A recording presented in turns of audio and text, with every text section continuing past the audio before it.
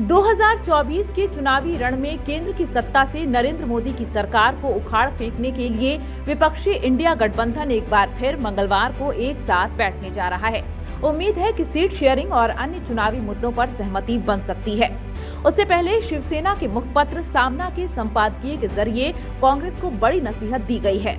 इसमें पार्टी को अहंकार और मतभेद छोड़कर क्षेत्रीय दलों को उपयुक्त सम्मान देने को कहा गया है। इससे साफ है कि इंडिया गठबंधन की आज होने वाली बैठक हंगामेदार होने की संभावना है। सामना में इंडिया का रथ सारथी कौन शीर्षक से लिखे संपादकीय में कहा गया, 2024 की लड़ाई मोदी शाह की नई बीजेपी से है। इसके साथ ही ईवीएम, इफरात पैसा और केंद्रीय जांच एजेंसियों से भी है। इन सब के दम पर मोदी मंडल ने अब की बार 400 पार का आंकड़ा सेट कर दिया है। इसमें आगे लिखा, ऐसे समय में बड़े भाई के तौर पर कांग्रेस को आगे आकर एकता का जज्बा दिखाना चाहिए।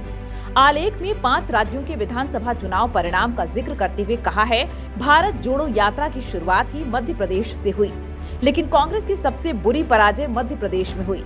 कांग्रेस के भरोसे को यही सबसे ज्यादा चोट पहुंची। ये तीनों राज्य इंडिया ने नहीं बल्कि कांग्रेस ने गंवाए।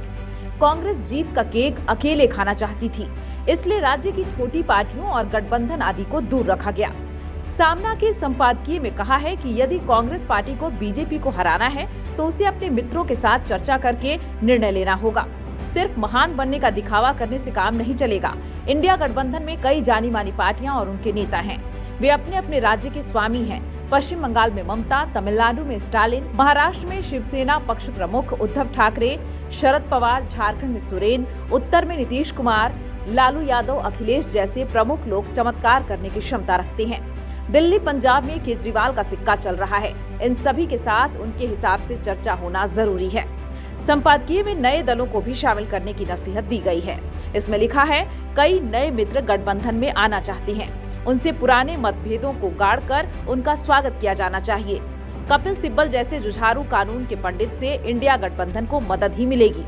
प्रकाश आंबेडकर की वंचित आघाड़ी रोजाना मोदी की तानाशाही के खिलाफ ताल ठोक रही है। वंचितों की इस फोर्स को भी साथ लेना चाहिए। इसमें लिखा है, कांग्रेस और राष्ट्रवादी कांग्रेस को इतिहास से गठबंधन का महत्व सीखना चाहिए। हिटलर की हार कई देशों की एकजुटता से हुई थी। एकता से ही तानाशाही पराजित होती है। कांग्रेस को इस दृष्टिकोण में पहल करनी ही होगी। हिटलर को हराना ही है, यही ध्येय होना चाहिए। इंडिया जीतेगा, मोदी शाह अजेय नहीं है। केवल इंडिया गठबंधन अभेद्य हो, बस इतना ही।